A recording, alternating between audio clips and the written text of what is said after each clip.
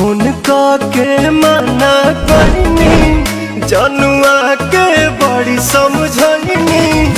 मानल ना बात हमार ओकरा रहे बेचैनी होता बवाल यही जा सोची सोची जिया घबराता अंगना में गहना पोयो छत छिटाता दुआरा में जनुआ पिटाता